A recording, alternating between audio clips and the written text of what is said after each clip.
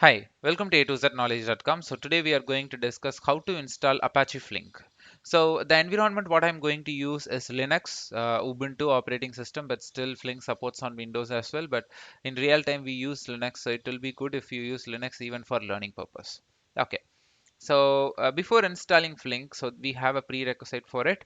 You need to have JDK in your machine, which is Java to be get installed before that. So you can download JDK version. It will be good if you download JDK 7 or 8. So if you can see here, like I have already downloaded the tar file. So the very first step is download the JDK and you have to untar it. So tar space hyphen ejectxvf so JDK. So this command will untar, which is like unpacking, unzip. Okay. So once this is done, you will be getting a folder like this. You can see here. So you have to set this in the environmental variable. So in Windows, you used to do, right. So in Windows we used to set the environmental path and variable. In the same way, in Linux also you have to set this in your environmental path and variable. So we have a file called bashrc, and you can see I have given pwd. We are in home now. Slash home slash username is home. Just slash home is not a home. Okay. So you can see a hidden file called bashrc. Okay, this is a file. So you have to start with dot. Dot represents the file is hidden. So you have to start with dot. So if you open this file, go to end of your line of the file, and here you can see I'm giving my Java path and I'm setting it in the path variable.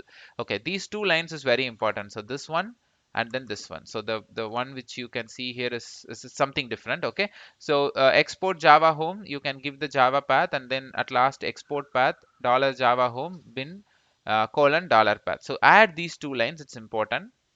So now you can save your things, whatever you have edited here. Just escape colon WQ will save and quit.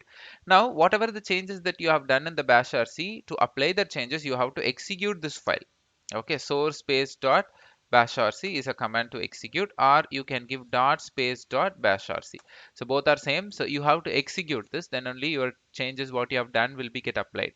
Now, now we have to download Flink. Okay, so if just go to Google and just type download Apache Flink, and that will take you to this page. And in this page, you can see the URL. So directly you can click this, it will download. I have not shared the download link actually in the description box or somewhere in the YouTube. The reason is this page, the link will be get updated because if new version comes, this will be get updated. So I have not added that here. But just as I told you, just go to Google and just type download Apache Flink, you will get this. So you have to download this. So this will download a tar file again. You can see here. So there is a tar file. So the same command tar space hyphen ejectxvf, and you give the command. Sorry. You can give this file name, the tar one. Okay, so enter. So this will again untar your Flink, and you will get a folder like this. Now change your directory to Flink. Okay, the one which you have untarred. Very important. Okay. Now I will clear the screen. Now you have to start the Flink service. So this Flink, whatever I have installed, is in a single node. Okay, I'm not showing you multi-node cluster, but we will be seeing multi-node cluster as well. But today I'm going to just show you by installing it in a single node. And the mode of deployment what we are doing is standalone Flink in single node. That's very important. What do you mean by standalone? I'm installing Flink single node or multi node, but I'm only installing Flink is standalone. When I install Flink along with Hadoop or Spark, then there is a different deployment mode we used to call it. For example, if you install Flink with Hadoop, then Flink with Yarn. We call it as Flink with Yarn deployment mode. That means Flink is installed along with Hadoop. Now I am not installing any other technology, only Flink, so it's called standalone. And standalone single node it is. Okay, the same standalone Flink you can install in multi-node also. Okay, so to start the cluster, start hyphen cluster.sh. So okay, this will start your service of Flink. You can, to check that, you can give jps command. Jps full form is Java process status. So this jps command will list all the running Java process, not only Flink process.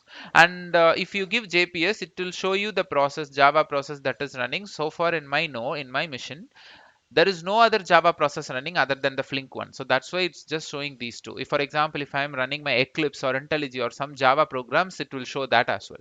Okay. And we call this as demons of Flink, this two process, standalone, session, cluster, encrypt, point, and task manager runner. So we call this as Daemon process. So daemon process means the process that runs in background. We call it as a daemon process. As you have heard or as you have experienced in Hadoop, we have name node, data node, secondary name node, resource manager. So those are some of the daemon process for Hadoop, and similarly we have a daemon process for Flink. So now Flink has a web UI too, so that you can get by giving localhost 8081 is the default port number for the web UI in Flink, but still you want, you can change it. So this web UI we can explore later once we started submitting or creating jobs and executing it. Okay, so as of now, like I'm just showing you only we installed it. When I give JPS, the process is running and web UI is working. So that's all with respect to this video. And in upcoming video, in the next video, I'm going to explain you like how to communicate with Flink via shell. So in Spark you have Spark shell, right? In Hive you have Hive shell, HBase shell. Similarly, Flink provides Python Flink shell and Scala Flink shell, similar to PySpark and Scala Spark shell, right? So shell is we call it as a REPL, right? Any technology that has a shell for you to communicate, then we call it as a REPL, read, evaluate, print loop. So Flink also supports REPL, Python REPL, and Scala REPL. That I will show you in the next video. So thanks for watching a2znowledge.com. We provide videos in two languages, English and Tamil, and please do subscribe my channel. And if you really like this video, like please forward this to your friends and colleagues. And I have given the playlist link of this Flink in the description box. If you click that, you can see all the Flink videos. And please wait, do means please wait. So like I'm also uploading so many other videos as well. If you don't see much videos over there, please wait, I will be uploading it. And I have given my LinkedIn URL and the Instagram URL in the description box. To communicate with me or to contact me, you can connect me via that. Thanks for watching.